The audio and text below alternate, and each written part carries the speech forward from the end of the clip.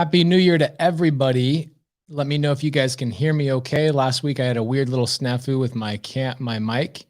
So let me know if you guys can hear me fine by giving me a little quick heads up, little thumbs up, little peace sign, a subject to peace sign would be great. We're going to be waiting here for Cody for a couple minutes. He's got a Wi-Fi extender that's all sorts of fancy.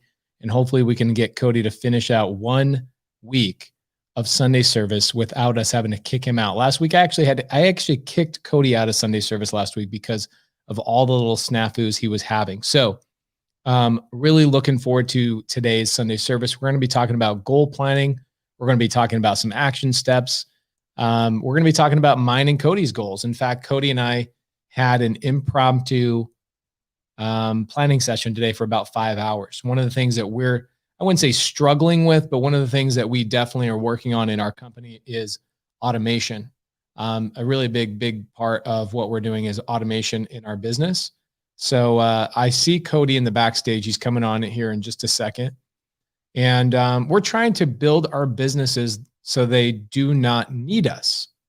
And that's a tricky thing. That's a tricky position to put yourself in, is that, one, how do you do that, right? And then 2, are you okay with it? Are you okay feeling the way you feel when nobody needs you around? When you look at the book Rocket Fuel, and I think it's like chapter 5, it talks about basically as you scale your business, you are required. Yo. Wow, you look so good, man. I'm gonna let you run this for a couple of minutes. We're gonna talk about goal planning session. Can you hear me okay? Yeah, I hear you okay. Can you hear me okay? But I'll fix it. I'll be right back. But what I want you to do is do a little solo action, talk about New Year's, what you guys did, and then maybe talk about a little bit of the automation and some of the stuff that we did today, talking about job descriptions and stuff like that. Yeah, for sure. Well, happy Sunday, everybody. I'm here. You can hear me. I have all of the wireless router extenders here, and I am excited. So hopefully you guys can hear me really well and see me well. I have a mic that I will be able to start using. I just ordered the piece for that. So you're going to be able to hear me. You're going to be able to see me, and hopefully there is no lag. So appreciate the patience on that, guys. But yeah, excited to be here. So happy Sunday, everybody. For those of you that are just tuning in, maybe for the first time, make sure, depending on where you're tuning in from, you could find Sunday service on YouTube, on my YouTube channel. You could find it on Pace Morby's YouTube channel.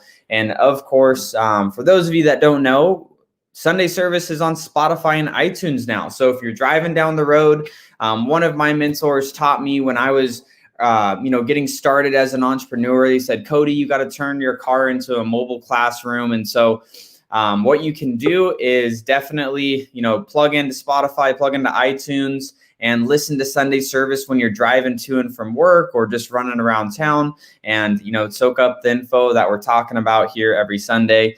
So like Pace was saying, we actually, we did have a meeting today, and, I was hearing you talk about automation and some of the things that we're working on going into this year. And then, the one of the things you mentioned that stood out was, feeling okay to not be needed is definitely a interesting concept that I've, it feels weird, as you're implementing automation in your business, meaning that you're implementing the 2 types of assets that you can have in your business. One is people asset, and 2 is the system or technology asset. And, obviously people asset are, staff or employees or virtual assistants that you can put into place within your company to help, buy you more time and to, take stuff off your plate as the owner.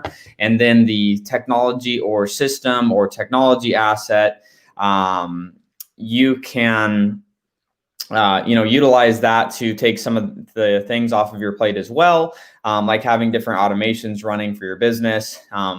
Hey, Kelly, she says, for all of you that are on YouTube, and for maybe those of you that are just listening on Spotify or iTunes, make sure to go to Cody Barton and then Pace Morby on YouTube and subscribe. We post a lot of dope stuff on our channels here. 3 points here. The main thing is, my gosh, my freaking camera is doing it again. It's freaking freezing. Anyway, the main thing, guys, for anybody that is watching, is that we are trying to transfer over to YouTube for a full-time deal because it's easier for people to squat up with each other. It's easier for people to work with each other on, you know, you'll see people in the comments saying, oh, I'm from Akron, Ohio. And if you're from Akron, Ohio, and you're in Facebook and the other person's in YouTube, you actually can't see each other's comments. So we really are trying to, by the end of 2021, trying to get everybody that's on Facebook. Like right now we have a little over 200 viewers, but only 90 of them are on my YouTube channel. So it means that we have 110 other people on multiple other streams. And at some point we'd really like to go into one stream. Cody, why don't you continue talking about what we did today from an automation standpoint?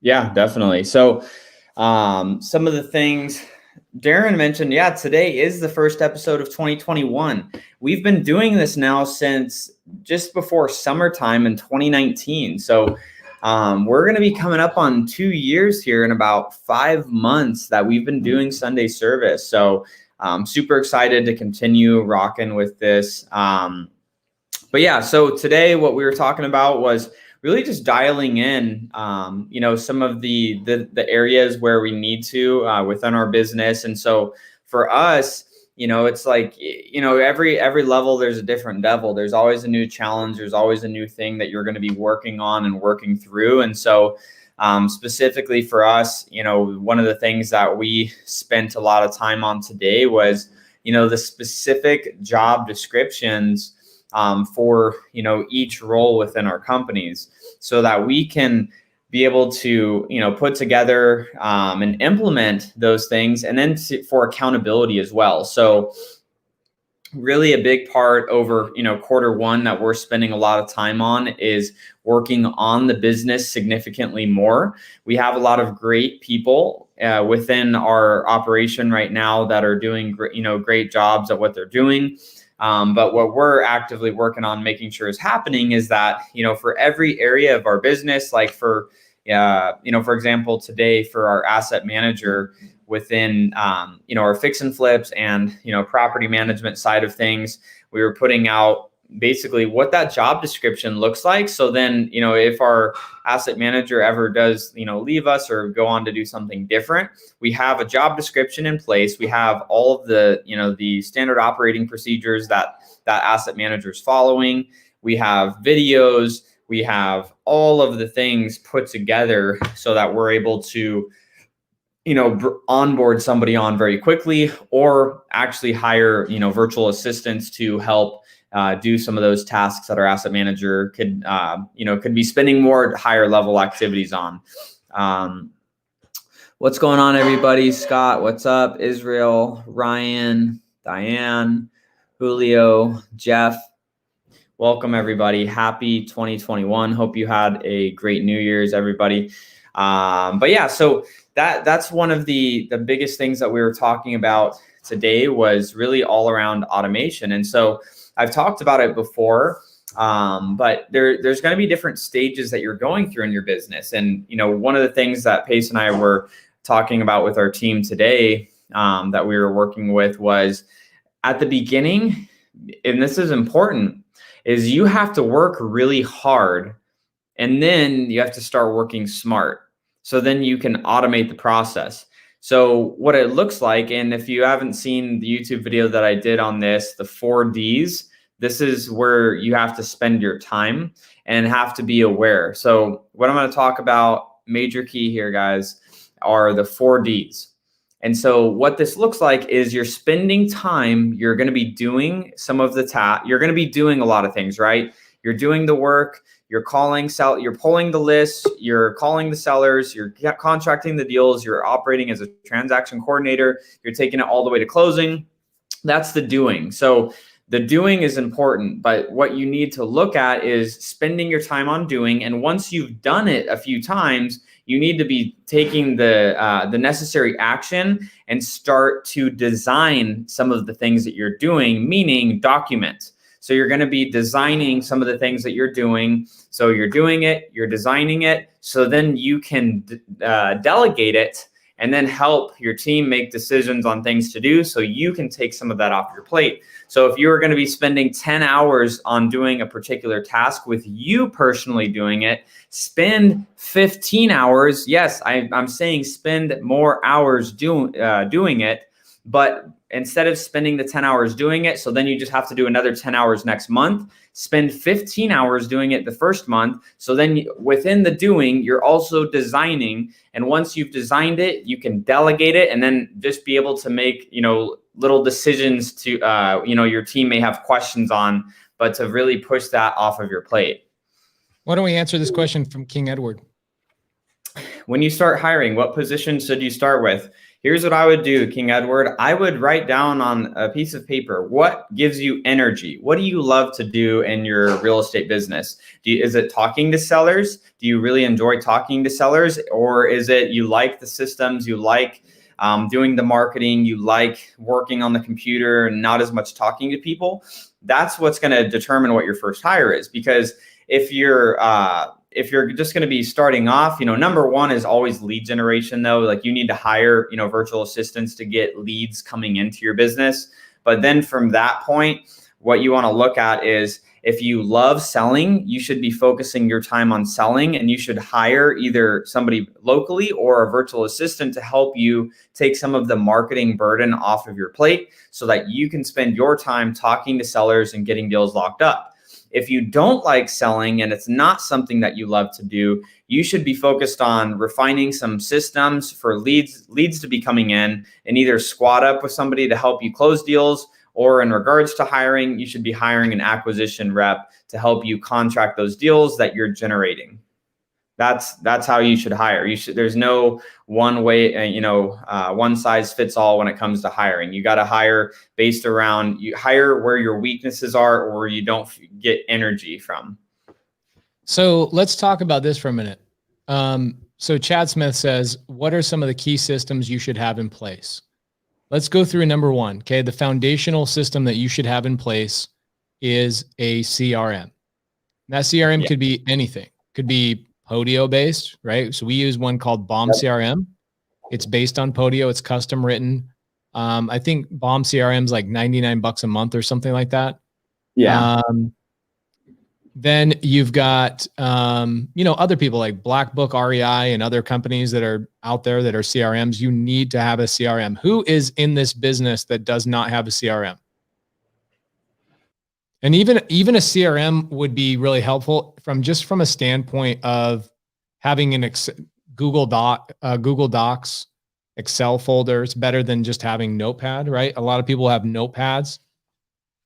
And I'll go to like real estate investor meetups and they have a notepad and they have to open up a page. They have to remember something. That's really inefficient. So that's something that you need to take a look at is CRM. Who does not have a CRM? Write something down. So Hung Mai says, is Podio good? Podio is the gold standard. Podio is the gold standard. Everybody that is a scaled up operation has a version of Podio. So that could be, something that is the free version. Podio is free, by the way. But it's very, very frustrating. Free Podio is super frustrating unless you are a Darren Calcutt, because Darren is actually an integrator. He understands how to set up systems and processes and stuff like that. Very smart guy. But if you're like Pace and you just want to go, Pipedrive is another CRM. Cool. Love that. Terrian Buys Houses says, I use Batch Driven as a CRM. That's actually how Batch Driven was designed, was to be a CRM for people that are doing less than 5 deals a month. Okay. So that's a really smart one. Deanna says, I need a follow-up system in my Podio. Cody, why don't you go over what a good follow-up system in a Podio would be? Yeah. So everyone's going to have a little bit different preference on how that follow-up system takes place. I mean, ours built out, is highly leveraged by, people assets. So we have virtual assistants that when a new lead is generated by, one of our virtual assistants from cold calling or texting, that lead drops into our CRM. And then our lead manager virtual assistants are going to be hammering those new leads that are coming into the system. And then they're going to be in a bucket where they're getting hammered by our lead manager virtual assistants. And then from that point, once there's contact made, they move over to the next, one of two buckets. They're either going to move into a actual seller lead where our acquisitions, team members are going to be following up with them immediately to try to contract those deals, or they're going to be pushed into another bucket where they're going to be sitting within a long-term nurture, where they're going to be getting, an automated text every couple of weeks, an email, a ringless voicemail drop to them. Let's see, do you guys automate text and voicemail drop?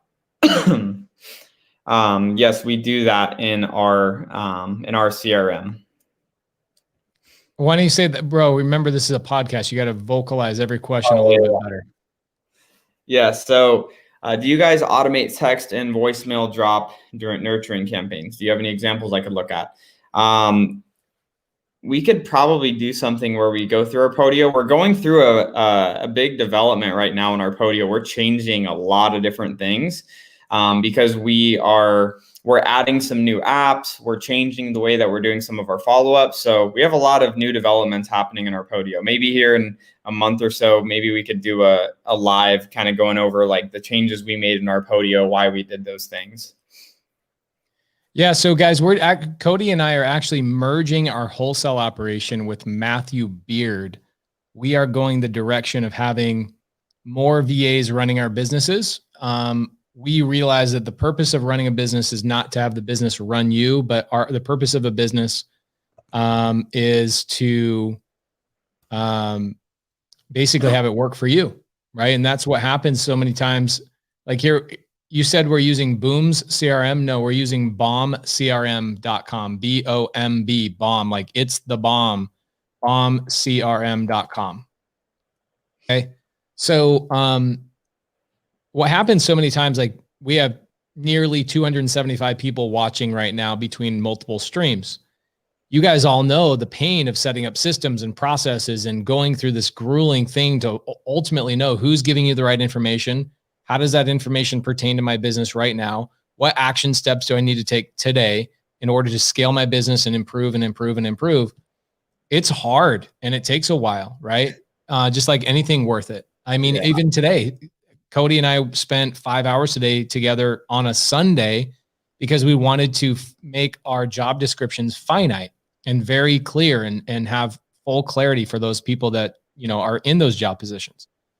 So, the challenge is that when you have Americans, I'm so sorry, this is going to sound incredibly anti-American. When you have Americans working for you, your business is non-scalable.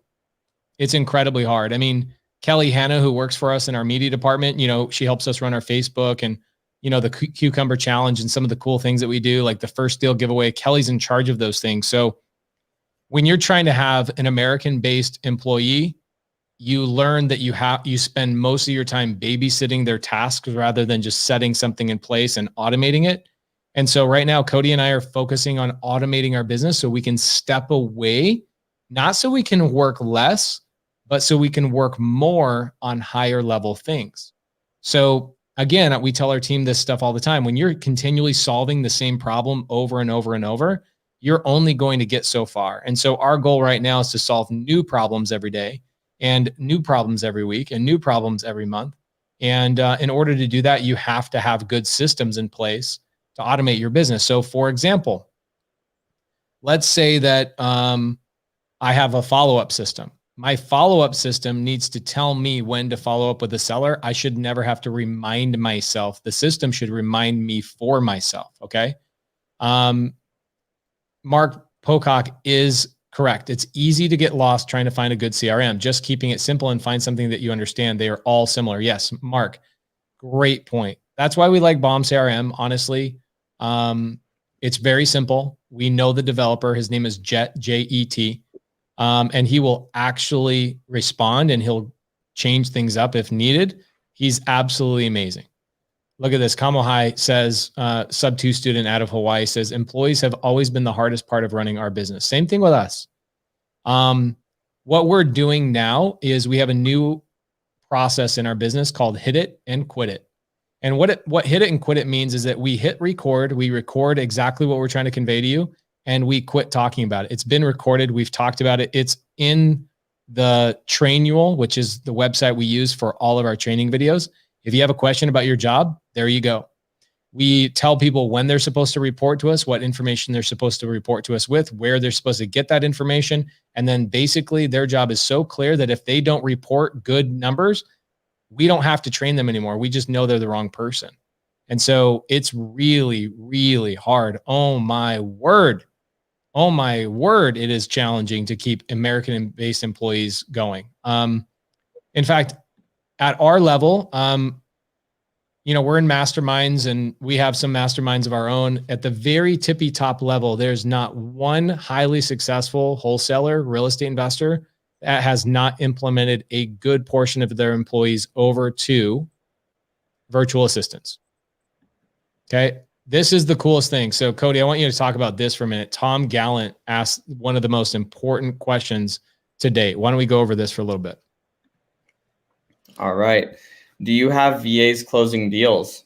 Yes, 100%. Matt Beard just commented, VAs are greater than me. Okay, so the answer to Tom's question, Cody is so eloquent today, so let me jump on this. Tom says, do you have VAs closing deals? The answer is yes. In fact, Matt has done such a great job the last 6 to 8 months growing a team of VAs that not only can do cold call, they can do follow-up, they can do deal conversion. So we've got a deal from what I understand tomorrow out of Florida that was, and we have multiple deals like this because of the way Matt has built our VA system, is that we can do start to finish on a wholesale transaction and a subject to transaction and a seller finance transaction, start to finish without one single American's involvement other than the title company. That is true freedom. Okay. So the answer is yes. Our virtual assistants are being trained. Mamadou says, how much do you pay VAs to close deals? You know what's interesting? Cody, why don't you tell everybody about the commission that Tino just earned on a deal that we did, the $40,000, and then let's talk about how much a regular VA gets on a deal. Yeah, so shout out to Tino for getting this deal done, but he got an assignment for $40,000 that just closed this last week, and his commission is going to be $6,000 on that deal. That's one deal. One deal that he got closed is $6,000, which is great. We're stoked about it. But hold on, before we go any further, the employee mentality of that is going to look at that number and they're going to say, well, man, the owner of the company got $34,000 and Tino only got $6,000.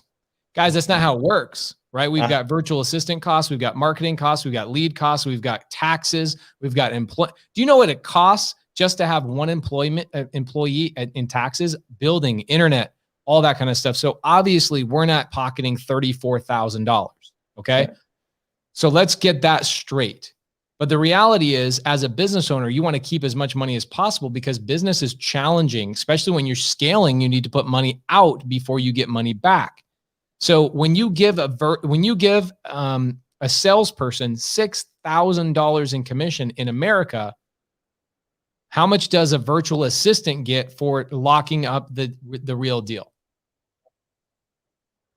Cody. So a virtual assistant they're going to be getting paid their hourly rate. So anywhere from, $8 to $10 an hour. And then they're going to be getting a $250 bonus for getting a closed contract. Speaking of American-based employees, Anna, who's been with me at least 6 years, maybe 8 years. Anna runs our construction department. I've paid Anna $5,000 or more on deals that she's locked up as well. Anna's amazing. But the reality is a VA, a virtual assistant, will be way more consistent. Okay. And they will, I think the largest commission that we'll ever pay a VA is probably $250. Is that right? Yeah, $250. And now here's the thing is we're not paying them $250 in their exchange rate. When you put the exchange rate together, that $250 to a virtual assistant is worth like $2,000 in commission, right? So Christian Hernandez, we have closers on VAHub. Matt, why don't you jump in here? I'm gonna text you the link. I want to talk about this for a minute while we're on the topic. Matt, are you in a place that you can jump on here and chat about what we're doing from a virtual assistant standpoint and closers and all that kind of stuff? I'll text him real quick. I just sent him the link. So yes, guys, the answer is yes. The goal is to have virtual assistants that can actually close the deal. Okay.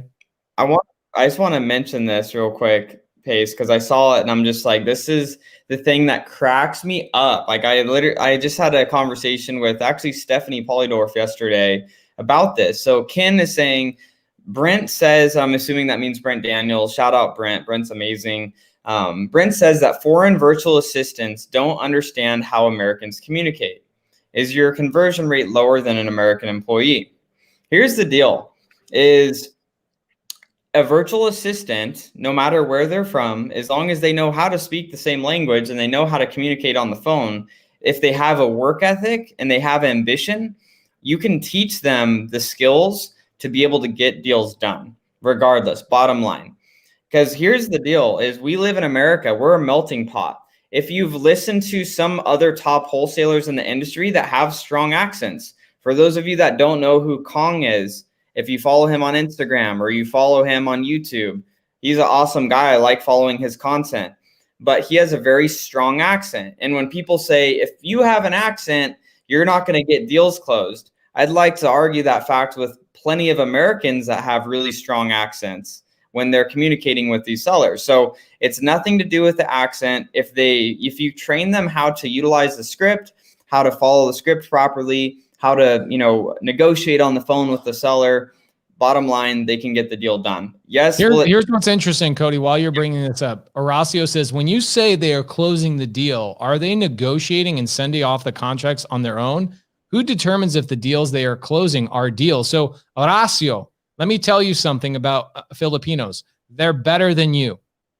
They're better than me. They're better than Cody. So what we believe, especially when I first got in this business, I used to believe that Filipinos were like machines. And I would treat them like machines. I would think about them as machines. And I would say, oh, they can't do this. They can't do that. I can't do this. They can't do that. I have still, to this day, not seen something a virtual assistant can do better than an American. Have you, Cody? Is there something that a virtual assistant can do not as well as an American? No. Cody, are you frozen? I think you were frozen. Dang it. But no, I wasn't frozen. I'm it's here. Definitely you. So guys, virtual assistants are absolutely hands down better than any American employee we've ever had. Okay. They are human beings. I know it's hard to believe, but Matt has a huddle with them every morning. They're super sweet. They send us photos of their family, their wives, their kids, all of their hopes, their wishes, their dreams. When they buy houses and they buy motorcycles, they send us photos of them. We absolutely love our virtual assistants. Here's the difference. They actually do their job. That's it. They actually just do their job. And here's the thing. What is the most important? There's the two most important things in business are what? Number one, consistency. Number two, timing. Okay. So how can you? Kelly actually has a handful of VAs that she manages.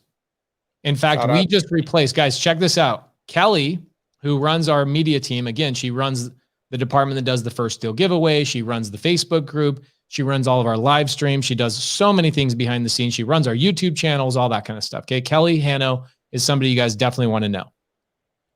Kelly, we just let go of an American editor that is 4 times more expensive than a Filipino editor, one of our virtual assistants. He's 4 times as expensive, and the virtual assistant puts out 10 times more productivity, 10 times better communication, surprisingly better English. That's the crazy thing. Our Filipinos have better English and better grammar than most of our American employees. It is crazy. And it's a paradigm shift. It's a paradigm shift that we had to put in place. So when you guys are talking about scalability, this is the funniest freaking thing, in my opinion. The funniest thing about people are trying to save. So check this out. This is kind of how I think about it. Okay. So let's say that we're running a grocery store. Okay. And we tell everybody in the whole world, our grocery store everything is 80% off. 80% off at this grocery store. Everybody should be running over to that grocery store. Can you guys hear me perfectly fine, or am I glitching? Crystal clear. Okay, great. So we have a grocery store. We have an 80% off promo going. 80% off. You can get the same quality food, the same everything for 80% less expensive, or less money. And you know what wholesalers do when they walk into my grocery store? They said, hey, do you have a coupon? I'm like, wait, hold on. What do you mean? Everything's already 80% off. They're like, yeah, but do you have a coupon? I'm like, it's 80% off. Yeah, but do you have a coupon? So here's what I mean by that. So many wholesalers and brand new investors can get a virtual assistant 80% less than an American employee. And you guys are still worried about the price. You can get a full-time employee for basically $1,000 a month. Whereas in America, you can't get a full-time amazing employee for less than $3,000 or $4,000. I said amazing. I didn't say somebody on minimum wage that just learned how to flip burgers at McDonald's.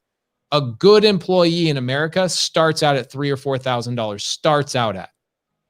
An amazing virtual assistant is about $1,000 or so dollars plus a little bit of commission. So you might be $1,200 a month.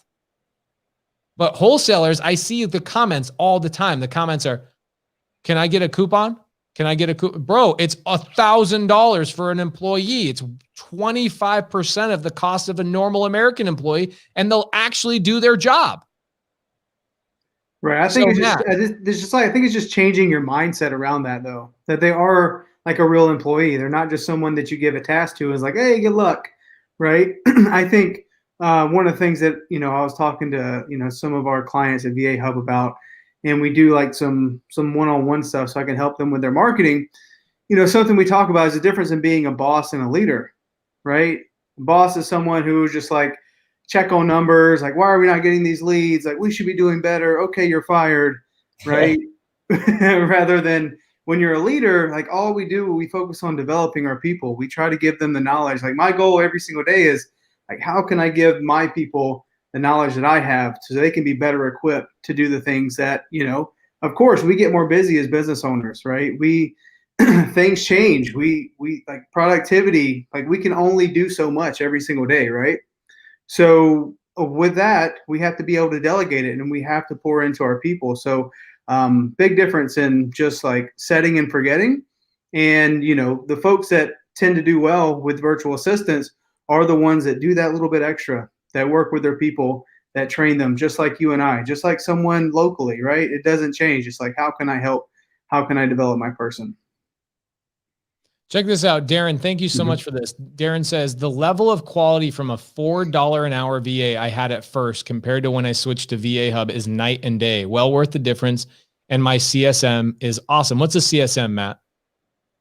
So at VAHub, we have client success managers, right?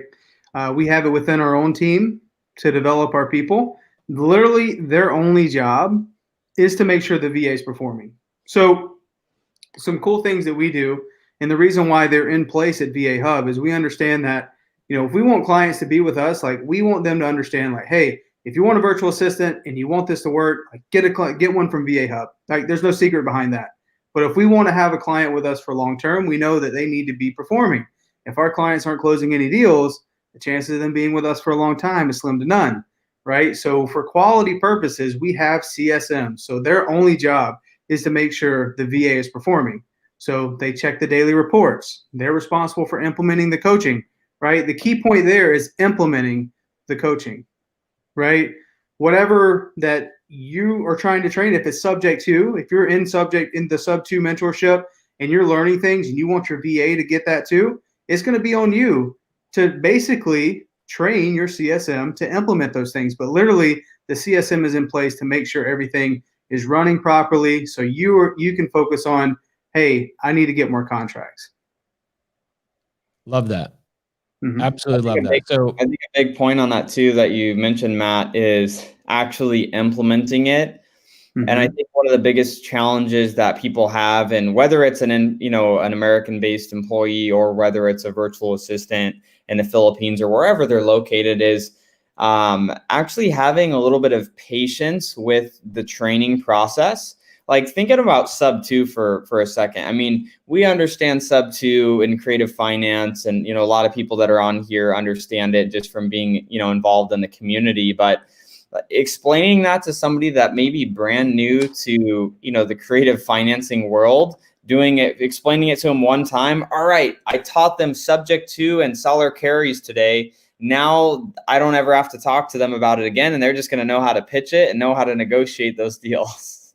Dude, how many times did Pace with the sales team have to say the same story over and over and over for someone to be like, oh, okay, I got it. I think I could do it. And then they pitch it and it's all wrong. And you have to do it again. And it just comes down to repetitions and implementing that training for sure. Yes, 100%. Let's look at a couple of these questions here. So Rick has actually commented a couple times, and he's saying, so we can actually train our VAs from VAHub. And so he's mentioned a couple other comments above too, Matt, just so I wanted to ask you. So what would you suggest if somebody wanted to, get a virtual assistant to the point at, to be able to get contracts closed? Like what would you say that needs to look like if somebody started today with somebody from VAHub? And, what's a realistic timeline to be able to have a VA being able to do that for you? Right. Well, I think number one, Cody, it goes to, when you hire someone, when they come into your world, this person that is going to be doing sales needs to be good on the phones, right? So when they come in, like how it's always worked for our business is they start at the bottom. They start as cold callers. They start as someone to prospect. Once they get that and they understand that knowledge of like how to handle a conversation and what we're looking for, what is a lead? What does that actually look like? What is a good lead? The people that are proficient on the cold call, we know that the next position for them and their growth is being a lead manager. So the one thing that you don't want to do is just like have a logjam. Just be, you don't give your people within your company room to grow. We know that from like our own, like here locally, like you want to give people new opportunities, get them more excited about the future. Same thing with your virtual assistants. If they know that they're getting paid this and this is how it's always going to be, guess what? Another job is going to come along and they're probably going to take it, right? Something that whatever that may look like. So our job is not just to be, business owner, virtual assistant, help us get us leads, but hey, how can I promote from within? How can I give the people that are doing really well, how can I give them more opportunities? So that person that's a cold caller is going to naturally become a lead manager, which in the lead managing role, all they're doing is taking that conversation a little bit further, right? They're, setting expectations. They do some price conditioning, right? They understand what we have to do and where we need to be on property. So it's a natural progression from within, but the main thing is they start from the very bottom. And when you bring someone in your business, virtual assistant or not, it's important to have upfront agreements, right? It's important to have an upfront agreement with everyone in your business.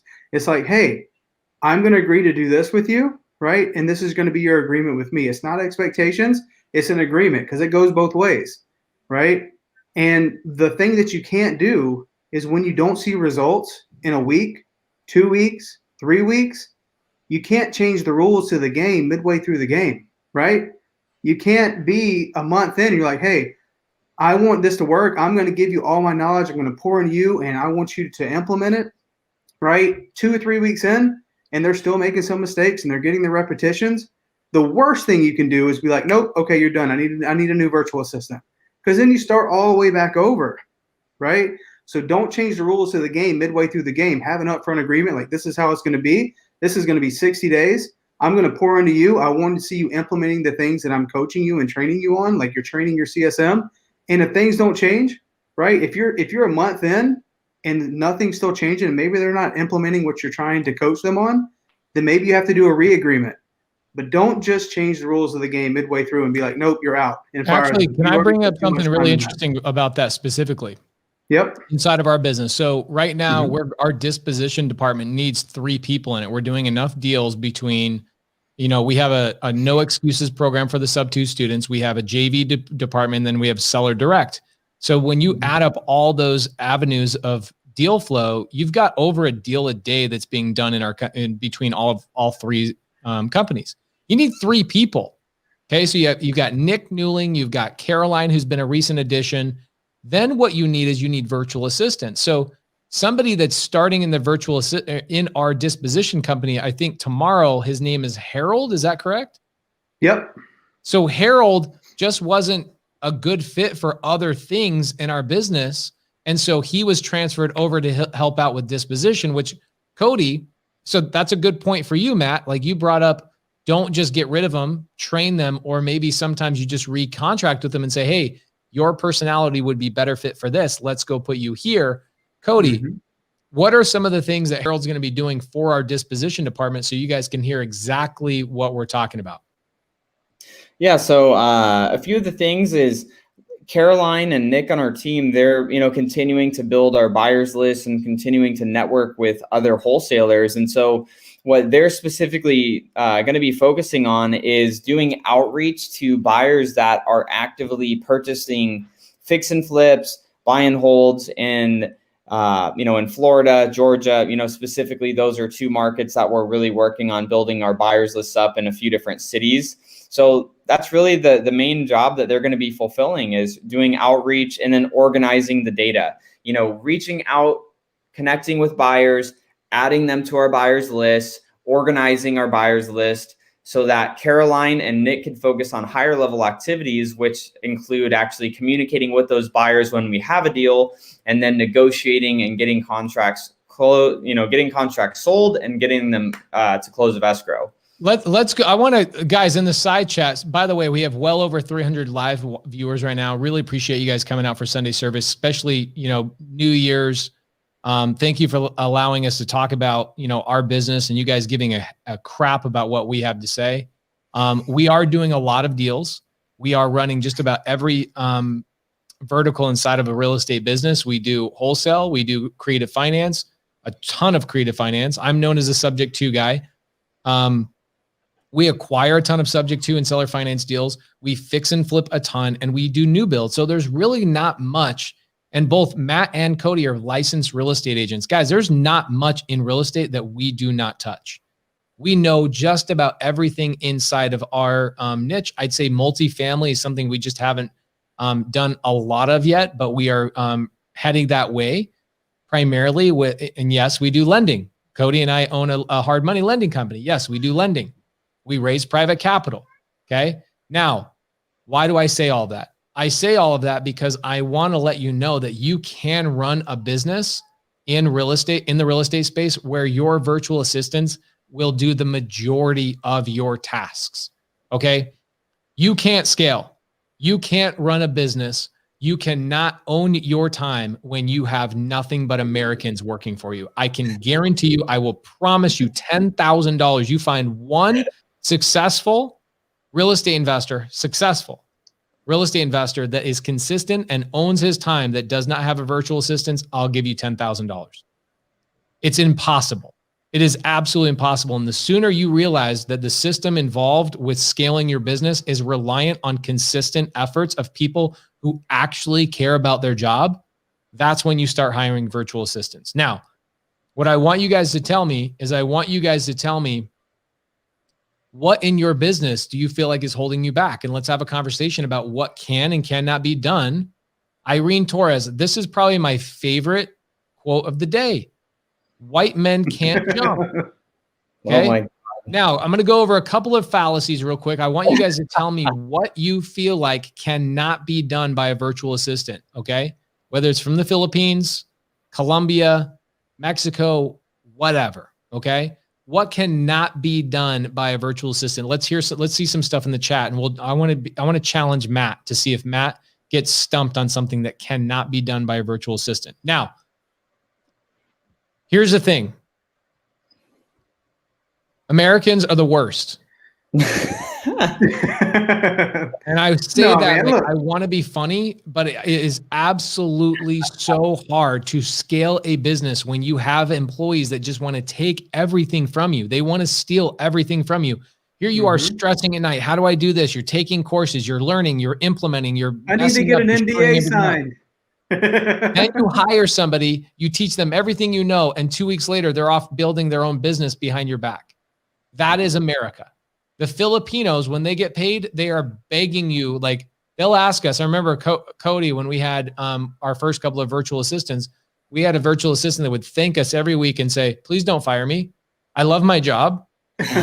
Please don't fire me. We're like, dude, what are you talking about? You're like the only consistent person in our entire business, right?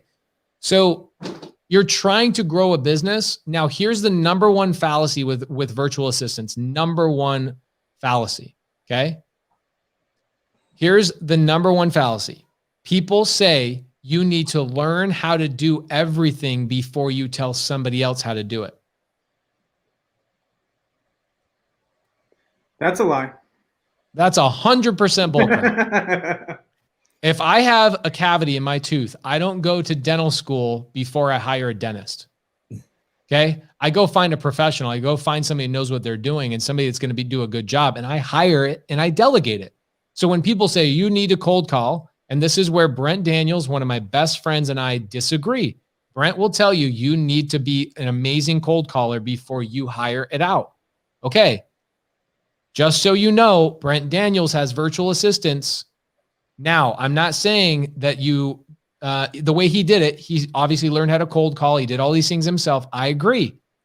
But I see more people succeeding in real estate that are like, literally go, I'm not cold calling. Screw that. There's no way you're going to catch me cold calling.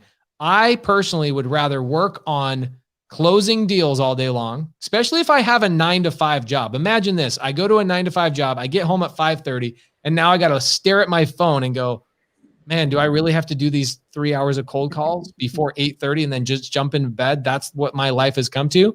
Or would you rather have a cold caller calling for you all day long, and when you get home, you have 2 or 3 calls set up for you to make that the seller is actually expecting your phone call? That's the way it's done.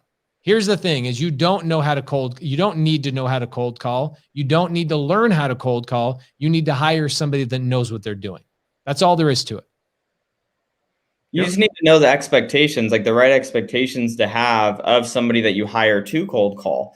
I mean, will it help if you have cold called before? Sure, that will, you'll have some perspective, you'll have some additional insight. But if you just know what a successful cold caller should be doing and producing, that's really what you need to know for you, for you to be successful, is just to know what they need to be doing. 100%. And luckily, Irene, this is an interesting thing. So I was a contractor for a long time. Okay. I was a contractor for 10 years. So I want to touch base on something. And maybe you just chose the wrong word. You put the word take away jobs. Here's the reality. She says, and that's why in the construction business, laborers and other skilled workers from across the southern border take away jobs. I'm going to be really honest with you. I was a contractor for 10 years. You know how many white men wanted my jobs? None. And the ones that wanted my jobs would steal my tools. They would take advantage of me. They would say they did the work when they didn't do it. But most of the time, 90% of the time, I never got them to apply for my job because they were greedy. They wanted too much. They wanted a handout. And then the white guys that I did hire, in 2 weeks, they were asking me for a raise. I'm like, bro, you just showed up out of 14 days. You showed up 13 days on time. And on the 14th day, you ask for a raise? That's the problem. Okay. That is truly the problem. Nobody's taking away jobs. What's happening is farmers are being pinched. People are being pinched on their pricing. And so they're looking for people who will do the work for an efficient wage. No American white boy wants to do it. And the same thing with cold calling. I challenge you. Find one person. Give me their name. I would love to interview them on Wholesale Hotline or on Sunday service. One person that has consistently cold called 8 hours a day for 1 year straight and not asked to own the company, get a raise to the CEO's position, take over the whole entire thing. Give me one person. It doesn't exist. You're never going to be able to scale a business with American cold callers or texters. You're never going to be able to scale your business. And what's going to happen is you're going to go do a deal. And then because you're so tied up, actually, Kelly Hanno just locked up a deal the other day. She's busy negotiating with a seller. Guess what's happening when you're negotiating with a seller and you're not cold calling? Your pipeline completely dies. And then while you're relying on your American-based employee who's amazing, or your $4 an hour virtual assistant to do all your cold calling and filling your pipeline, you turn around, you're like, where's all my leads? It's like that hamster wheel of just the. I see it all the time. One of the advantages of having one of the most successful real estate mentorships on planet Earth, it truly is hands down the most valuable mentorship on planet Earth. Ask any one of my students. I get to hear all people's stories from all walks of life, what they've tried, what they haven't tried, what works, what doesn't work. I get to hear all sorts of amazing things. Hiring a virtual assistant is paramount and a requirement when you're building a scalable business. You want to take the weekend off? Got to have VAs. You want to have processes happen? Got to have VAs. You want to not worry about something where you can close your eyes, go to sleep at night, and know that the next day you don't have to wake up and tell everybody what to do? You got to hire VAs. That's it. Interesting comments. I'm loving these comments. They're really, really good. I love this question. So I want to direct that. Wait, you missed my question. I'm going to ask it anyways. Matt, what should you be expecting of a virtual assistant? Let's say you have a virtual assistant calling 40 hours a week. They're a cold caller. How many leads should they be generating on a daily, weekly basis? I mean, what should that look like? Yeah, so full-time cold callers calling 5 days a week, right? That's going to be 40 hours a week, 8 hours a day. You're looking at them having roughly 20 quality conversations, and you're looking at about 2 leads from those 20 quality conversations every single day. So you're looking at about 10 leads per week. That should be base level. That's what you should expect. And if you're not getting those numbers, then you want to go back, look at your training, look at your tools, look at your data. But that's what you should be expecting for sure. Matt, speaking about that, let's talk about the good, bad, and ugly of VAHub. Okay, so you're the owner of VAHub.com. Okay. I get people that come to me and they go, hey, I hired VAHub, and in my first week, I haven't gotten a single lead. Can you tell me why somebody wouldn't have gotten a lead out of their first week? Let's talk about the ugly stuff too. Yeah, let's do it. I love this so much. So there is a lot to unpack when it comes to this, but I'll try to keep it as simple as possible. When someone hires a cold caller, someone hires someone to text, like the number one issue that we find is the tools are not set up properly, right? It's like sending someone out to do a construction job with just like a flathead screwdriver, right? So it's like, what are you going to get done? You can't do your job because you are not equipped with the right tools. So typically, I would probably say 90% of the time when someone's not getting leads, I can quickly look at their tools and it's like, hey, your dialer's not set up correctly, right? You don't have a bunch of phone. You have one phone number, and they've called 200 people, and now that number is marked spam, so it's not getting delivered. So they're not talking to anybody, right? Can I touch on that real quick? Here's what's interesting is I know VAHub because we've obviously walked through the training videos. We've gone through all this stuff. Somebody will come to me and go, hey, I'm not getting leads from VAHub. I have a major problem. And I go, great. And a year ago, I used to be like, oh, wow, VAHub's screwing up.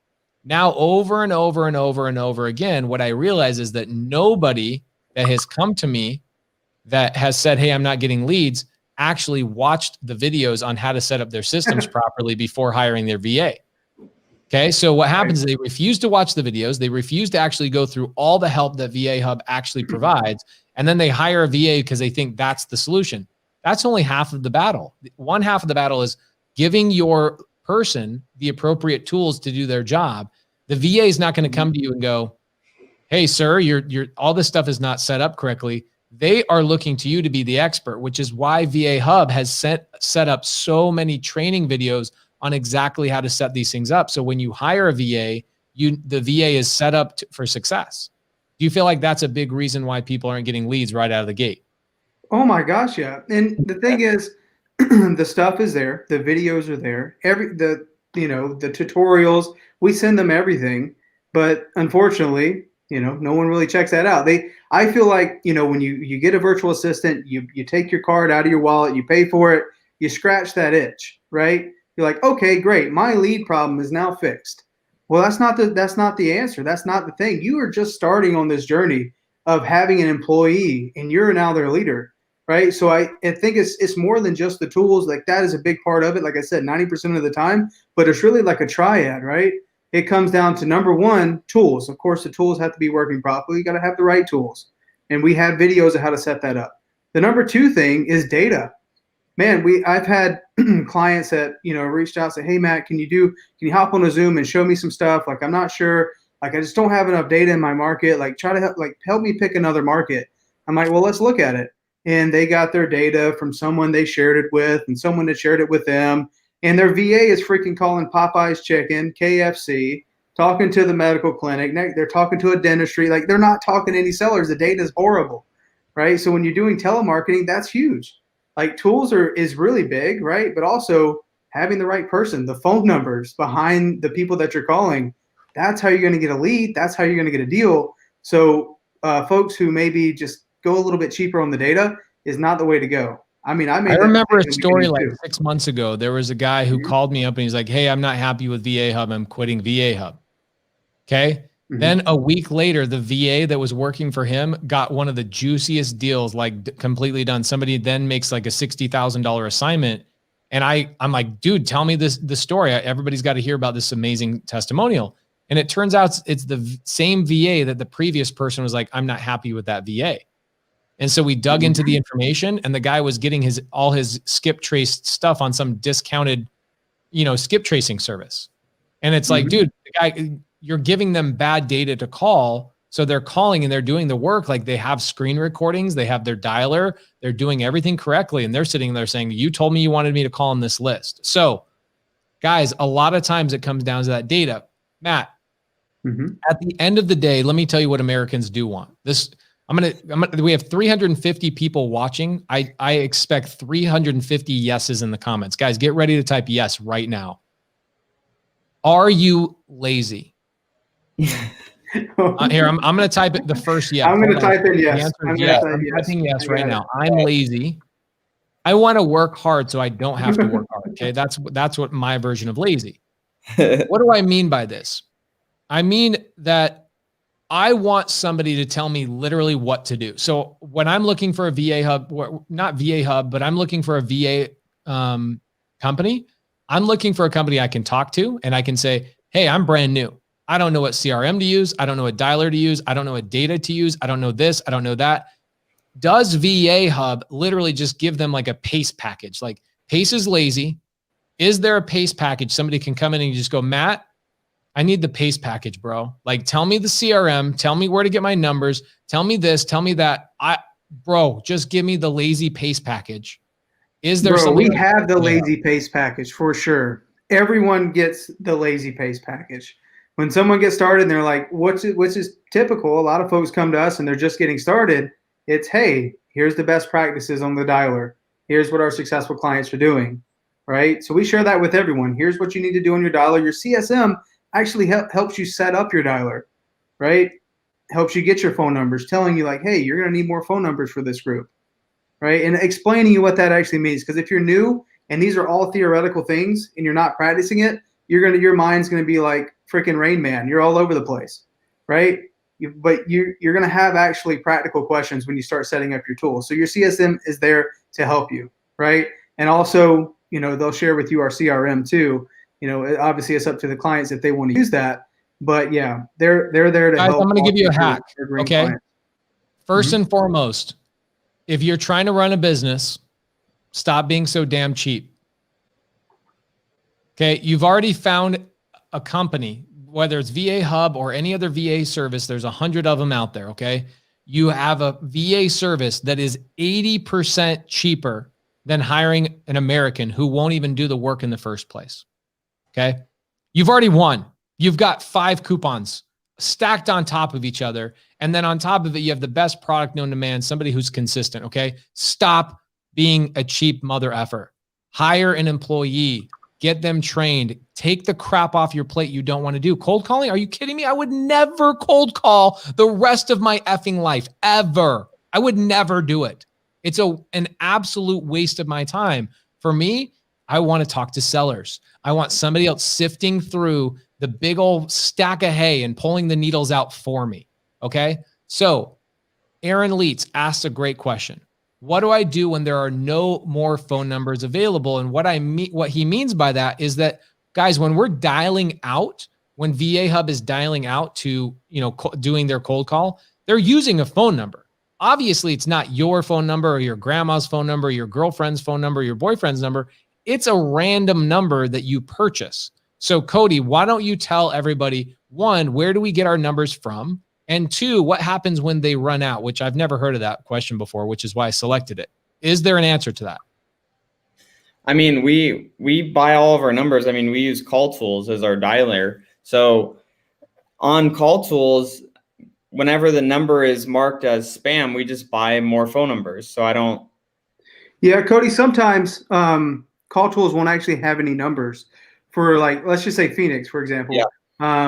Like the 480 will be sold out of, right? Yeah. There's a lot of people here. 602 will be gone. 623 will be gone.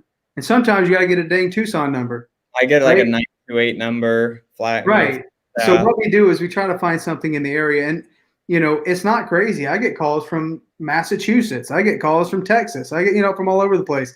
So I think it's less on, like, do you really need them to be geographically local for the area you're calling? If you're really big on that, then if you're using Call Tools, there's something called number porting, right? And you can go buy caller IDs from another service. So if Call Tools or whatever dialer you're using is out of phone numbers, you can go to a service like Cloud Phone, and you can buy caller IDs there, and they always have 480 numbers.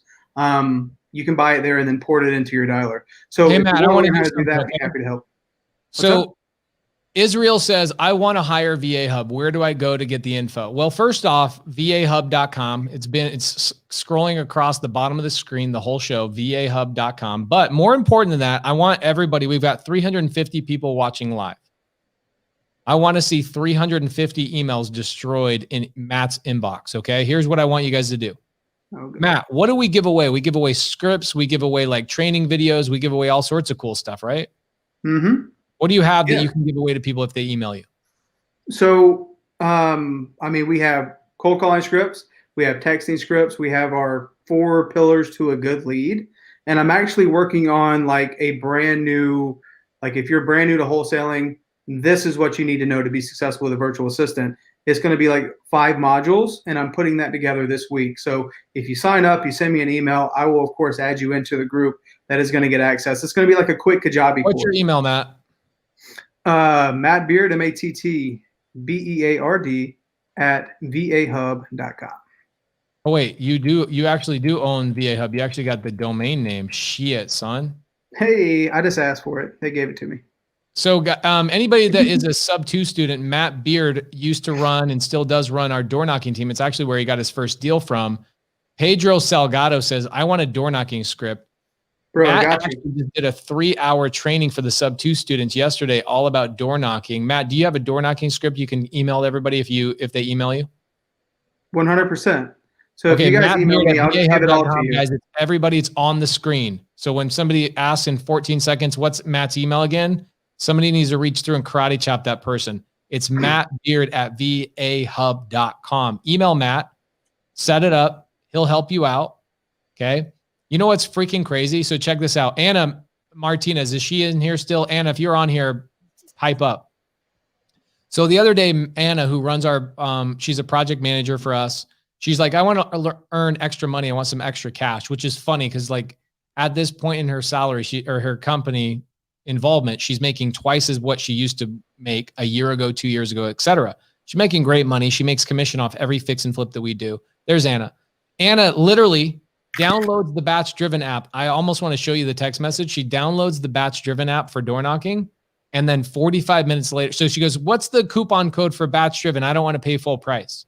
So I go, it's batchdriven.com/990, right? So batchdriven.com/990. She downloads, she's like, okay, I got it.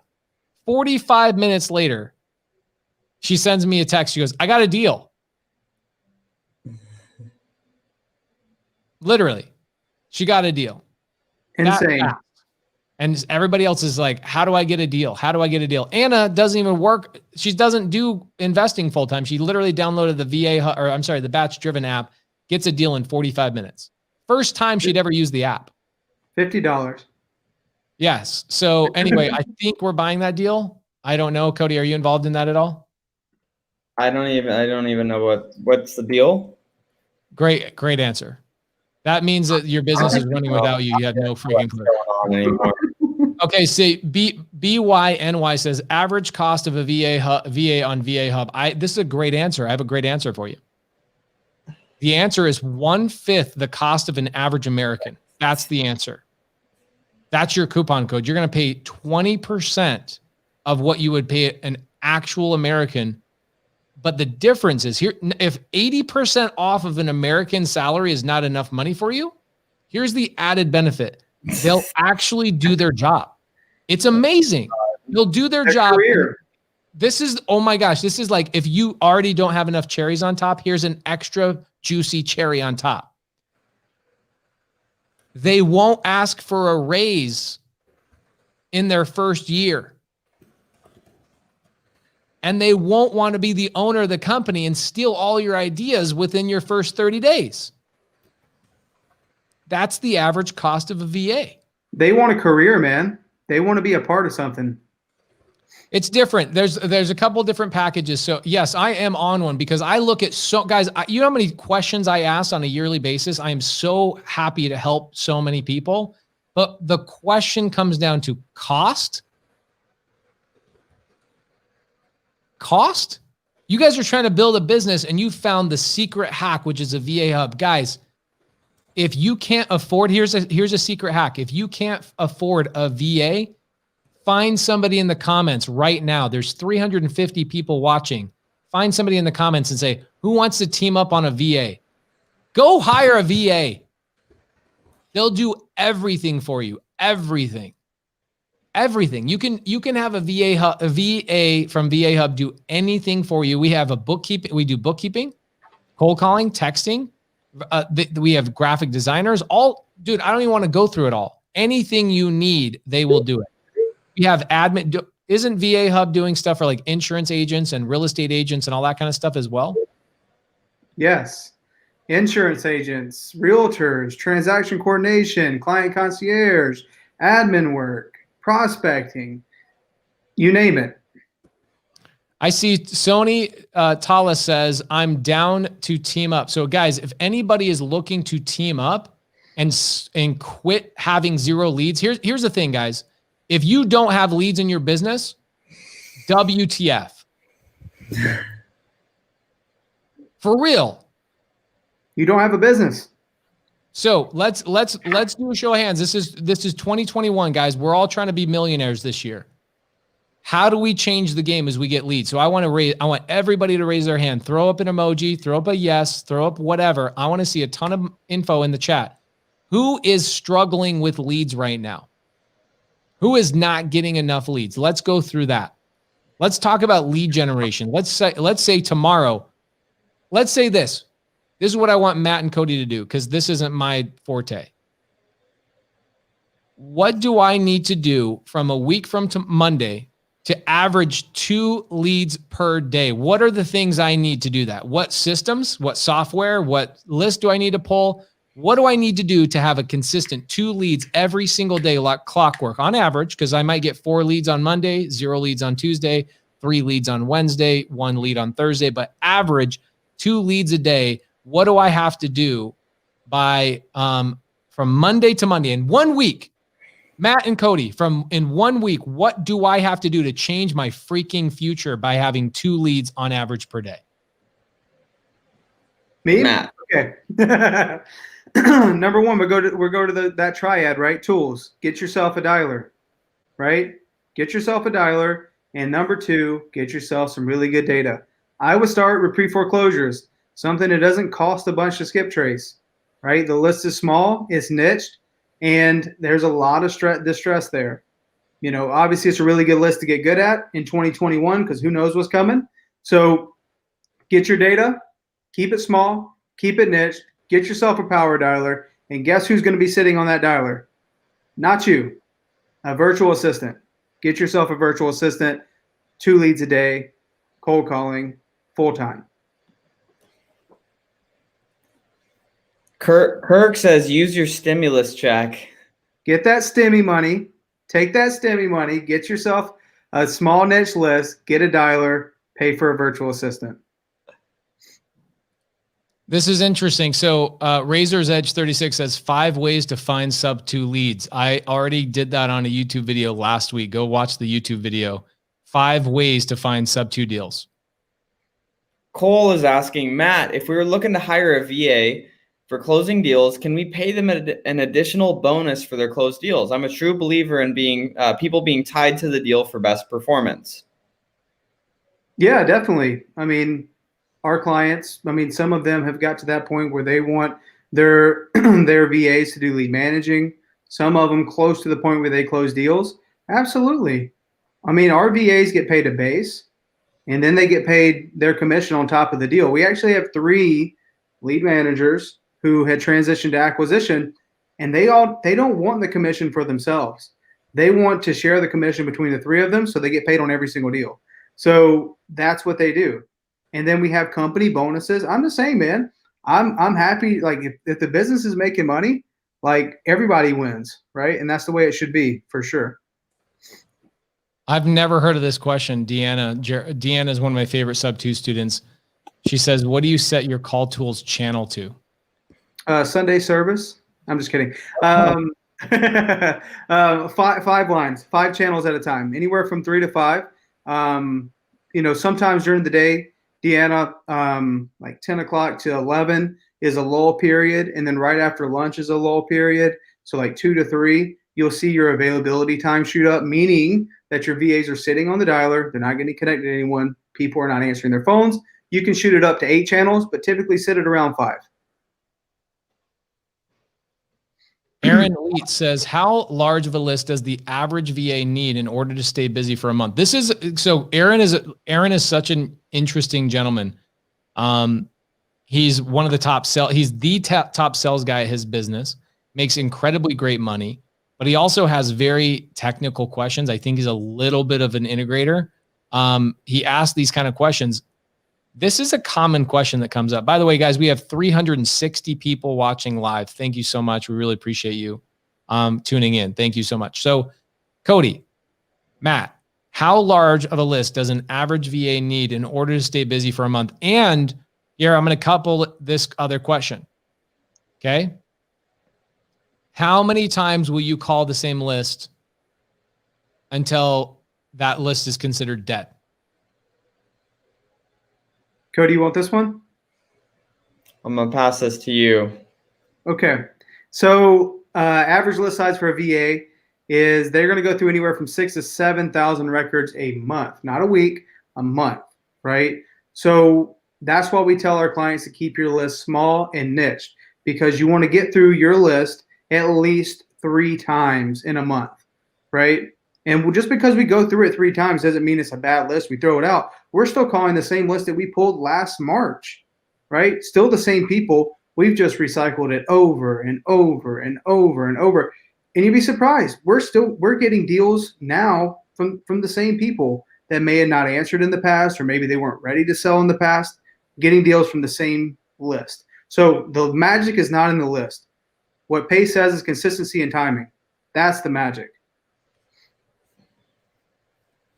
Here's the thing. Every single day, I think now, dude, I'm 37 going on 38.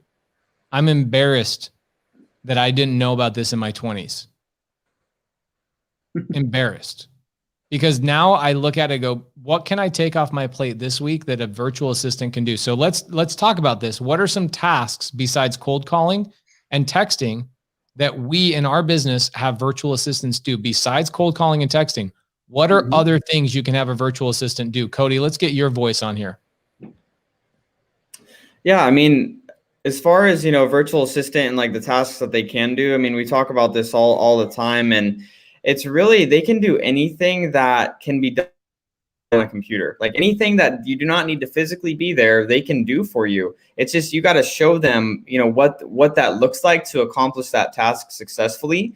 But I think one of the biggest things that people have to realize is they need to get through the barrier mentally. I think that's where most people have a challenge, is mentally understanding that there is a virtual assistant in another country, wherever they're from, that can do a really great job, that can excel at a high level working, working within your company.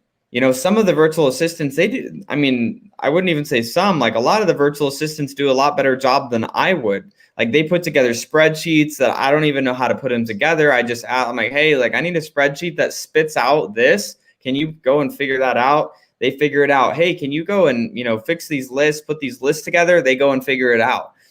So I think it really comes down to, breaking through that, mental barrier of, okay, if they can be done on a computer and by somebody that has a good work ethic, they can get involved and take over and, do whatever you need them to do. They need guidance though. They are not a robot. Like Pace, had mentioned earlier, virtual assistants aren't going to be a robot for you. They can get involved and do a great job. You just got to give them, direction on what you want to be done within your business. So that goes back to what I was talking about at the beginning of this call, which is designing your business and documenting the things that you're doing so that you can pass those things off to other virtual assistants.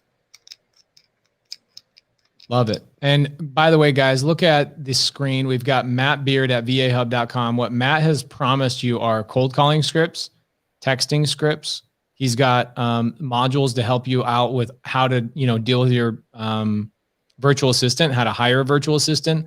Also, Matt has other videos on how to set up the systems properly for your VA. Okay. Now I know there's a good amount of people in here. This is an interesting thing. Texas Terrian lawn care. I love this question. I'm going to answer this one. Here's the number one thing. I'm going to go right back into being like Pace on a pedestal Pace. Okay. Yelling from the top of my soapbox. Really good question. But here's the thing. If you have an American, guys, answer this question too. Do you have to motivate yourself every time you cold call? Do you hate cold calling? Do you have to find yourself motivating yourself? And then do you find yourself going and saying, if somebody would just teach me the right script, maybe I would want to cold call?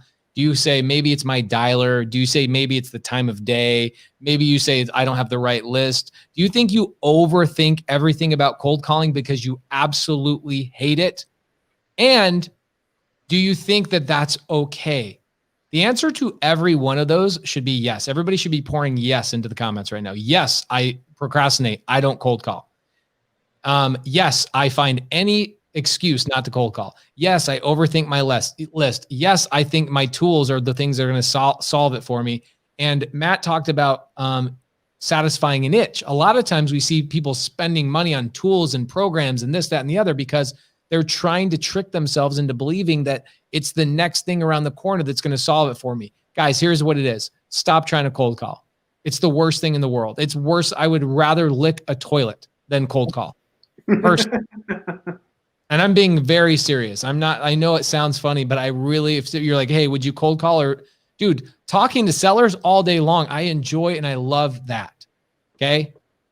But if you guys love cold calling and you can consistently cold call for a year straight, 8 hours a day, then we have a position in our company for you. Okay. So here's the thing. Email. Texas says, is there a communication barrier with language and accent? Here's my question to you. Does it matter if they're consistently working 8 hours a day and they can generate 2 leads a day for you? Doesn't matter if they, through generating leads, can elevate themselves to actually closing deals for you without very much of a pay raise? Does it matter that you can be at your 9-to-5 job while you're building this business in the background? You show up at home and you have leads waiting for you. You didn't have to cold call. You didn't have to worry about, and all you do is close those deals. Does the accent matter when their consistency is 10 times greater than that of an American? The answer is no. The accent has never and will never matter. The reality is America is a melting pot, and accents is not something that throws people over. Even in middle America, where we're in Indiana, we're still doing deals in Indiana. You would think that everybody in Indiana would be like, what is the deal with this accent? They couldn't care any less. They hear a chicken in the background. It's like, is that a chicken? Exactly. It was funny. My VA's like, that happens sometimes. Like, oh yeah, I had the TV on too loud. I'm sorry. Or but it's true. But I think that's the magic, Pace. The magic is in the hours. Like if someone is still trying to leverage their business based on the hours they work, it can't be done. Our business tomorrow, we're going to have 280 hours worked tomorrow by our virtual assistants. That is how you build your business. That is how you make it. Wait, say that one more time. Tomorrow, by Monday alone, 280 hours are going to be worked by our virtual assistants. That is how you scale your business. I did not know that number. Now you're going to hear me say that on every podcast I ever go on. We dial 280 hours a day without a single American involved. Yep. A day, 280 hours a day. That's called consistency, scalability, and I don't need to be involved ability. Yes, sir. Eric Brewer, I highlighted your comment. He says to me, I disagree. Eric, I would love to know your opinion on this. I really would love to know your opinion. I know every top wholesaler that at least talks out loud online. You know, there's a lot of wholesalers that are successful, but they're quietly successful. I don't know every one of those. But if they're on social media, I'm friends with them. I'm in masterminds with them. I don't know not a single company that is doing more than 5 deals a month consistently that does not have VAs doing most of their work. So I think he disagrees with me on having an American do stuff for you consistently. I would love to have that conversation. I'm super curious about why he says he disagrees. Now, question popped up. Sean Bryant says, I'm getting a virtual assistant this week. Guys, again, with Sean Bryant, we didn't mean for this to turn into virtual assistant an hour and a half, but this is super important. You guys want leads in your business? You want to change your life? Stop doing the crap you don't like. Stop it. Again, for anybody that didn't hear this, I get people that come to me and go, oh, well, I was told that I should learn how to cold call before I hire a cold caller. Dude, are you kidding me? Go back to the dental analogy. Did I go learn how to take out my own cavity before I hired a dentist? No. Hire a professional. Get somebody that's going to do the job, okay? Now, somebody asked a really good question. Freddie H. Matt, can you take this one? Say it out loud because remember, it's a podcast. People might be listening later, not just watching. What is the process and time frame for getting a VA on VAHub? So it's as soon as you can have your tools and data set up. Typically, you're looking at a week. All of our cold callers, all of our VAs get certified on a Thursday. So if you're going to get set up, right, you're going to get your tools and everything lined up. It's going to be on a Monday, Tuesday. I would recommend waiting until our newest VAs that go through our training get certified. Wait till Thursday, that sign them up, and then you'll be launching the next week. So I would say 7 days. They call you and ask for the lazy pace package? Mm-hmm. Can we put that? I'll tell the team tonight. Yeah. And put my face on and say, you want the lazy pace package? Yeah, we'll put like the glasses. Yes, dude. I'm telling you, like, seriously. People need to be told exactly what to do. Okay. Maritza says, how long until a new VA is giving you 10 leads a week with VAHub? Well, that should be the standard, Maritza. You should be shooting for 10 leads a week from one virtual assistant. If you're not getting that, then you need to look at those 3 things. You need to look at your tools, you need to look at your dialer, and then we need to look at the training. Let's look at what is actually being said on the phone. How are we implementing the things that we're coaching on, right? That is how you should problem solve to get to 10 if you're not already there. So let's say that I currently am a VAHub client, Matt. I don't know the answer to this. So let's say I'm a VAHub client and I feel like I need somebody to look at my tools and my stuff for me. Who would I reach out to help me out with that information? That'll be your CSM. So you are assigned a CSM from the time that you get started. So the CSM will help you with your tools and will help you getting started. So I think 10 leads is awesome. That should be the number you're looking for. But if you're looking for 10 laydowns, like it goes back to like, what are you expecting?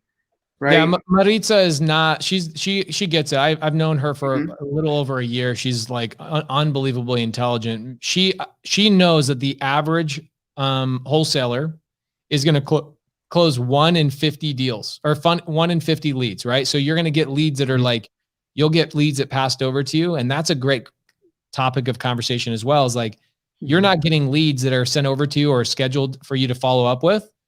That says, I'm just waiting for a cash offer. Send your cash offer and send your contract. That's a laydown, right? That happens to us. We probably get 2 of those a month, maybe 3 of those a month at most. And then on a dry month, you maybe get 1 of those. But most of them require follow-up. And some of those leads, you're like, why did my VA put that in here? I don't know why. So the smart thing to do is go back to your VA and go, hey, the seller said they didn't remember talking to you. Can you give me a little bit more information? The VA will go, oh, well, it wasn't him that I spoke to, it was his brother. And they'll give you more clarification and go, oh, that makes so much more sense. So you're not every lead's going to be a laydown. I know Maritza knows the answer to that. But here's the thing. I think what most people are going to want to know, Matt, is if I hired a VAHub virtual assistant on Thursday this week, how quickly can I expect to get leads coming into my business? Can I expect that in a month, in a day, in 3 days? What should I expect? If they get started this week and they're launching, right?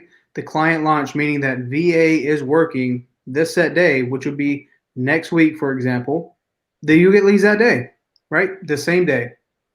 This is a great question. So King Edward, we talked about this a little bit at the very beginning. One of our virtual assistants that was on the cold calling side, but we found had specific types of talents, we just moved him to the disposition side. The answer is yes. We will actually have, because we're doing a little over a deal a day, or at least that's our goal for the year. There's certain weeks where we do 11 contracts in a week. Then there's weeks that we do 3 contracts in a week, right? But we want to average 30 plus deals a month. That's a lot of work, a lot of disposition, a lot of reaching out to buyers, a lot of communication, a lot of transaction coordinating. The answer is yes. We will end up having multiple VAs on the disposition side of our business doing the tasks that are required to do day in and day out, reaching out to buyers, sending out houses on blast, communicating with the transaction coordinator, making sure that everything is all buttoned up all the way through. Yes, the answer is yes, yes, yes, yes, yes. There's not a single part of our business in our American Home Offers business. That's the name of our acquisition business, American Home Offers. There's not one part of our business that will not be dominated by virtual assistants by the end of this quarter. Ooh. Christian, Cody, you want to jump on this? What are the biggest changes you decided to make on your business for this upcoming year? I would maybe talk about the merger with Matt, maybe moving Nick out of acquisitions and into the JV department, maybe touch on a couple of those things. Yeah. So one of the biggest changes, obviously, if you've been listening to this, was we decided to merge our wholesaling operations, mine and Pace's, with Matt Beard's as well. So really, so that we're able to divide and conquer. We're able to take the best traits of that each of us have, and bring those together and be able to really automate the business at an even higher level. And then so we could focus on other objectives that we have and other goals that we have that we want to build out over this next year. And so that's definitely one of them. And then within our company as a whole, the people in our team have shifted into different seats. So, Nick, honestly, now to JV. So if you have deals that you're trying to sell, shameless plug, you can hit up Nick Newling on our team here in Arizona, Georgia, Florida, Texas, Nevada. We can help you sell those deals, or we might buy them if it's a deal that we'd like to buy as well. So we moved over Nick to be in that role just because it fit him better, right? So one of the things that you have to realize is when somebody's sitting in the wrong seat, whether that's you doing the wrong thing or whether it's somebody on your team doing the wrong thing. And like the conversation we had about maybe a virtual assistant that is doing, maybe cold calling and they're not performing at a high level, move them into doing maybe texting for you, or move them into admin work for you. So you just readjust based around people's skill sets, because if somebody has a great work ethic, like Nick has an amazing work ethic. Pace and I were at we're on a Sunday, we met up to, work on job descriptions for 5-6 hours today. And we're just in the office, knocking out this work over there. And Nick just shows up at the office and we're like, what are you doing here? And he's like, I came to just plan out my week and to get organized. And so I could, make my plan happen this week. And we're like, all right, sweet. It's like Nick doesn't have a work ethic issue, but it's maybe he's not in the right seat that he can be excelling at his highest level and truly fulfilling his highest purpose, within the company. So we've made some position readjustments, company merge. Those are the biggest things. Can I answer this question that's on the screen right now? As of right now, anyways, as we're. So here's a question. On the screen, it says, Pace, when do you use smartphone versus call tools? So call tools, guys, is meant for outreach, cold calling sellers, okay? In a massive 3-line, 5-line type of setting. You're doing massive outreach. When do we use smartphone? We use smartphone from follow-up inside of our BOM CRM. So when our acquisition managers or lead managers are inside of BOM CRM, smartphone is an application inside that you can build into Podio or into your BOM CRM for us that does your outreach for you without a cell phone. Okay. So they're used on completely different parts of the business. Call tools is outreach, direct to seller. Okay. Smartphone is once the lead becomes a lead and it's inside your Podio, smartphone allows you to follow up in a fast, rapid way through your Podio. Okay. It's a little annoying that you have to have 2 tools, but smartphone is something that has been built into Podio, at least has an easy plugin. It makes it easier for you to do that. Hopefully that answers your question. Let's see. Matt, can you pull up your email for me, by the way? Yes, sir. Hang on. Tell me how many people have emailed you, because I'm not going to stop until I get at least 200 emails sent over to you today. Oh, my phone has been buzzing like crazy, so I'm sure there's. Okay, guys. So Matt Beard at VAHub.com. He's going to be sending over cold call scripts. He's going to be sending over door knocking script. He's going to be sending over text scripts, and then he's going to be giving you some training on what tools and how to set them up for a virtual assistant. So email him and he'll get those. He'll reply back with that. Okay. Cody makes a good point.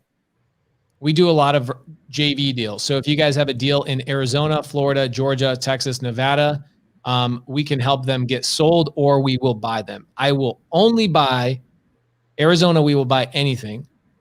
Florida, Georgia, Texas, Nevada, we don't want to do fix and flips in those. So we'll either acquire them for sub-2 or seller finance, or we'll help you dispo those. Arizona, we are a buyer for fix and flip. So let us know. We'd love to help you out. Dylan Good says, I have BOM CRM. I love it and would love to see a demo of smartphone inside of that. Is that something we can do for them, Matt or Cody? That Dylan Good's one of my students at sub 2. Oh yeah, definitely. They say, are you in business with Ryan Pineda? No, but I love Ryan Pineda. I think he's awesome. He's doing really good content. He's super smart guy. I've spoken at his I've spoken at his real estate meetup. Jamil and I did that in January of this year. Last year. Holy moly. I love Ryan. He's a good friend. And he's currently coming on board to help us talk about batch driven a lot more. Amazing, amazing guy. But no, we are not partners. We're just lucky to call him friend.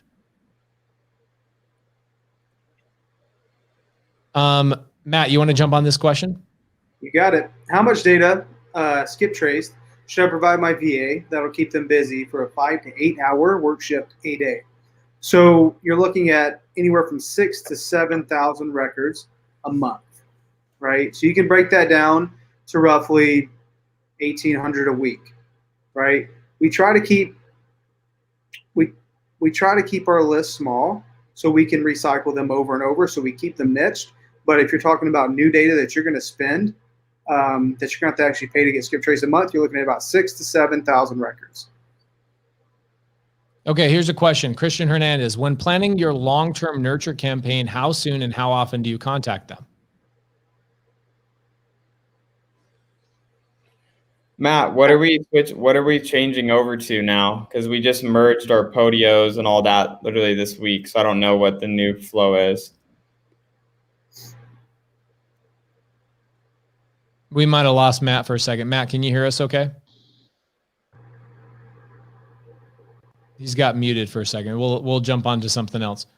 So I think he's going to switch over his speakerphone. I think his headphones died on him. So does the VA know creative finance? Yes, we train our VAs to know creative finance. So the answer is yes.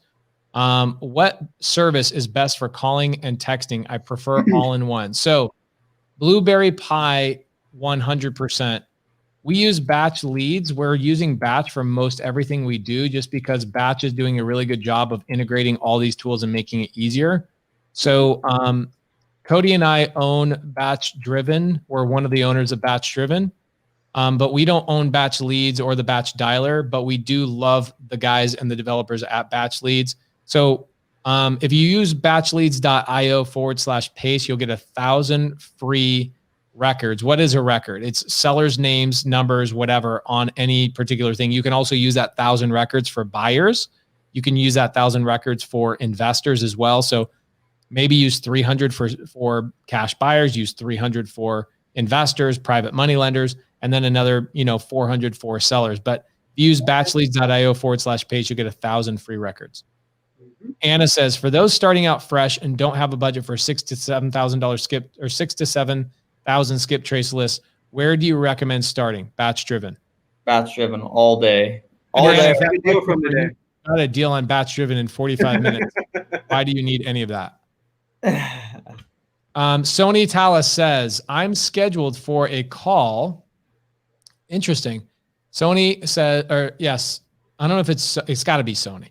I'm scheduled for a call with y'all at 6:30 p.m. Central Time for VAHub service. That's awesome. So Matt, if I wanted to get on the phone and hear more and have a one-on-one conversation, where should I go in order to get that information? Yeah, so we try to make it as simple as possible. If you go to VAHub.com, you'll enter your name and your email address. You'll be taken to a form where we learn more about your business, and you book what's called a discovery call. And that's what it is. We're going to learn more about your operation, what you're hoping to accomplish with virtual assistants, and we're going to make sure that we're the right fit before we commit ourselves to each other. So it's as simple as going to VAHub.com, booking that call. You're going to want to set out about 30 to 45 minutes of your time. So it's actually a Zoom call with one of our teammates, and it should be a ton of fun. So just like Sony here at 6:30 p.m., she's going to be doing her discovery call. If you guys want to do something similar, VAHub.com, and be sure to book it there. Love it. So guys, we've tried to do this 2 weeks in a row, and I have failed. I have failed you all. Last week, we were supposed to do goal planning session. Okay. This is what we're going to do. Here's what I think we need to do a better job of is next week, we are going to stick to the topic. What happened today is we started getting on virtual assistants and I got sidetracked. Welcome to Pace's world.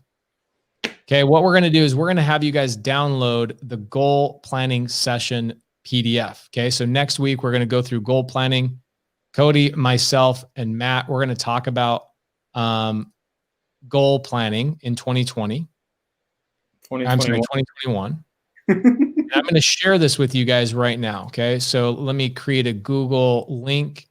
And what we're going to do is next week, I want everybody to see this real quick. Hold on. Let me share my screen with you guys so you guys can see it. We want to make sure that you guys, I can't share my screen because I have a brand new freaking computer. So sorry about that, guys. Okay, so we're going to, guys, look at the screen. I just gave you guys a Google Drive link. Cody, can you do like a screen share and show everybody what the goal planning document looks like so next week they know what to expect and what we're going to talk about? Can you pull that bad boy up and do a little screen share? So text that to me real quick because I can't click. Oh my gosh, Matt, this is so funny. This MTP TA, you can tell he's brand new to Sunday service or within the last couple of weeks because of the question he's asking. Guys, MTPA, I don't want Matt answering this question, me answering this question, or Cody answering this question. Guys, does Matt, Cody, and Pace have experience with door knocking?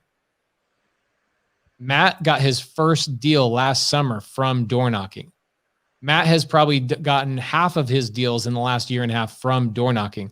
We have tremendous experience in assembling a door knocking team and running an entire door knocking campaign. The answer is absolutely yes.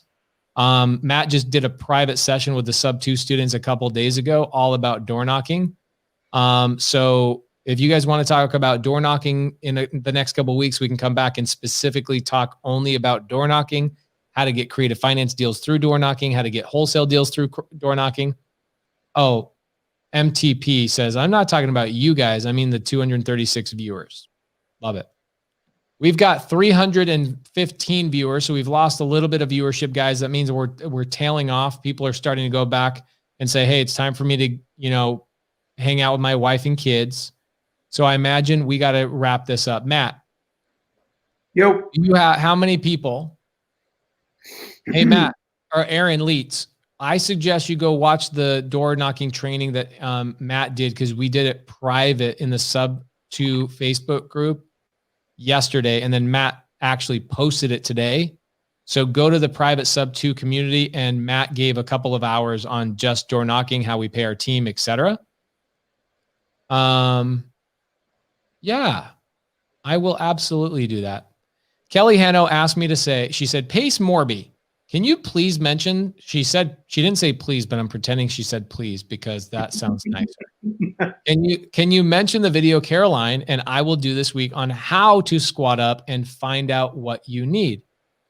Kelly, where would that video be and what time, and how can I find out more about that? I actually don't know much about that, but I do love Kelly Hanno. She's awesome. Yo, Brandon Rayburn, good to see you, brother. Okay, so Matt, before we wrap up, I want you to tell me, do you have at least 200 emails, or do I have to yell at our audience? Close. Well, not really close. I got like 121 new. So, hey guys, Matt, we have over 300 people. We have 121 people that have emailed him. I'm so curious why the other 180 people plus 100, actually nearly 200 extra people have not emailed Matt. He's going to give you a free script. He's going to give you for texting, cold calling.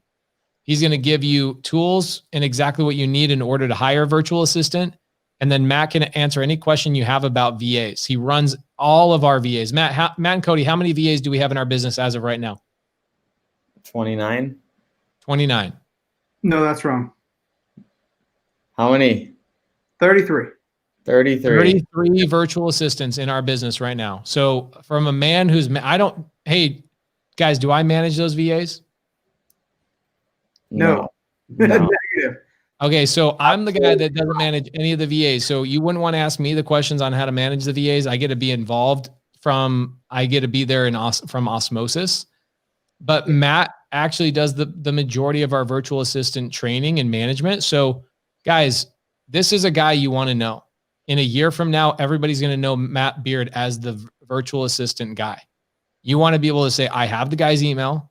I've communicated with him. I promise you, we're going to put Matt on the map as far as virtual assistants go. Okay. Here they come. I got some emails coming in. Good. Email this guy. It's mattbeard@vahub.com. Guys, email Matt Beard and ask him for the scripts for cold calling, for texting, door knocking, and the tools they need to set up a virtual assistant. Yeah. I mean, there's a lot of the stuff that I wish I would have known. Like the stuff that we have now is just from like making mistakes and learning, like, oh my gosh, we need this. And oh my gosh, I need that. Like we're going to be giving this stuff to you guys. So send me an email. Love it. So Cody, can you do a screen share for that PDF? You got to text it to me. Cause if I try to copy it, I can't. It tries to just put it up on the actual comment on the screen. Got it. Okay, no problem. That's super easy to do. I can knock that out super easy. You don't want to just like copy drive.google.com/file. I was thinking about just manually typing the whole thing. So guys, I've put the link in the comments on the side. This is interesting. So hiring more acquisition managers and finding it's more difficult than I thought. How are you finding good ones? Here's the answer to that. I will never find another will find another acquisition manager as long as I live, because I know it's a dead end road. It's a dead end road. Why would I take that? Yeah, I might be able to travel down that road for a little bit, but I'm going to find myself deep into the wilderness saying, why did I go down this road? Hiring an acquisition manager that's not a virtual assistant is a dead end road. You're dragging American employees to do something that you hate doing, Why would they do it? And it's almost like, there's a definite timeline that it's going to end, right? It's so hard to keep that person around, like knowing that this is going to be their career. Typically, they're going to learn what they want to know a year or two, and then they're going to go do their own thing. This is a good question. So King Edward says, quick question, Pace. Are you doing 2 wholesale hotlines tomorrow, one on Clubhouse and one on YouTube? That is correct. We're going to be doing a Clubhouse all about wholesale hotline at 2 p.m. Arizona time. We're going to do that for about 3 hours. And then we're going to have, and that Steve Trang's going to join us, Brent Daniels, Jamil Damji. And then at 5 o'clock Arizona time, Rochelle Jarvis, our transaction coordinator, is going to be on wholesale hotline tomorrow talking about transactions, creative finance, wholesale, things you need to know about title companies. She's our transaction coordinator. She's the one that handles all of our transactions. She's unbelievable. She's been in the business 15 years. She is crazy, crazy good. She's actually for hire. We created a company called Constant Close, and she's going to be talking about that product. She's going to be talking about that service and how you can hire her as a transaction coordinator to help you out with your wholesale, creative finance deals, etc. So she's going to be on wholesale hotline tomorrow. You know what? Enoch says y'all be on Clubhouse all day. Dude, I was on Clubhouse on Saturday for like 5 hours. And I was thinking, oh my gosh, I'm not getting anything done. But I realized with Clubhouse, it's like listening to music. I can actually do all my normal stuff and just keep Clubhouse playing. And if they say my name, I tag in and say something. But overall, Clubhouse, oh my gosh, is a massive time suck. Like I told my team, I'm like, let's limit me to like 2 days a week for like 3 hours at a time. And that's it. I got to stay away from it. It's like, you can't get anything done. Yeah, if you're using an Android, you cannot get access to Clubhouse. I'm so sorry. It's like the best thing of all time. I'm so glad that they only limited it to iPhones. Amazing. So, guys, we have 300 people watching. Matt's going to share the document. It's not opening on my computer. All right, Matt, show us this share screen situation here, please. Okay. Let's do it.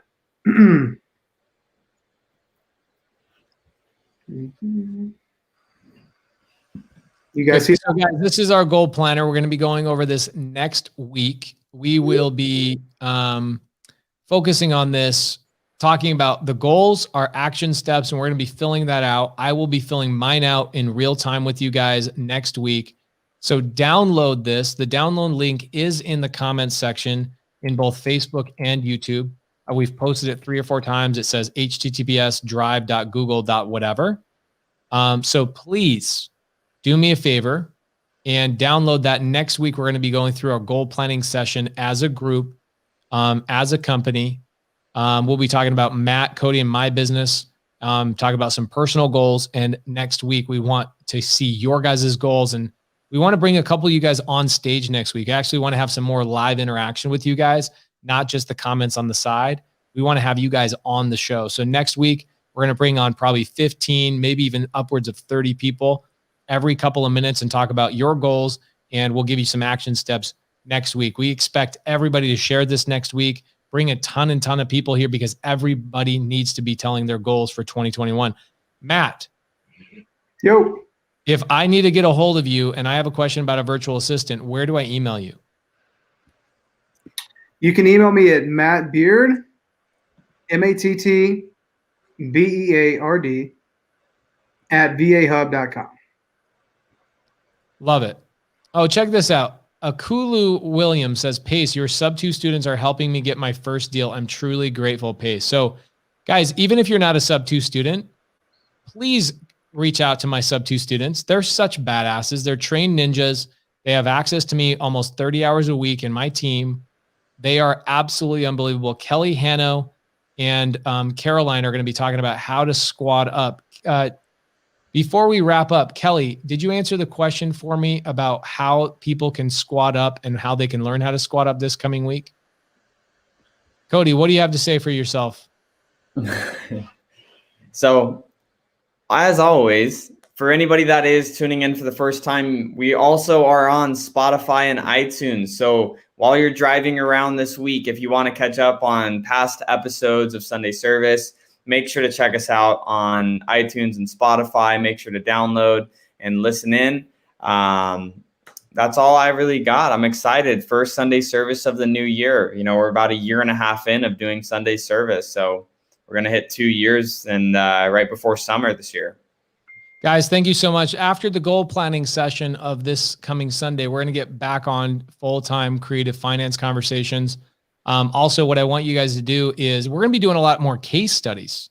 We bought a ton of sub-2 deals in December. We're going to be talking about those properties. I might even do a couple Sunday services directly from the properties, sitting in the properties, make it a little bit more real for you guys if that'd be interesting.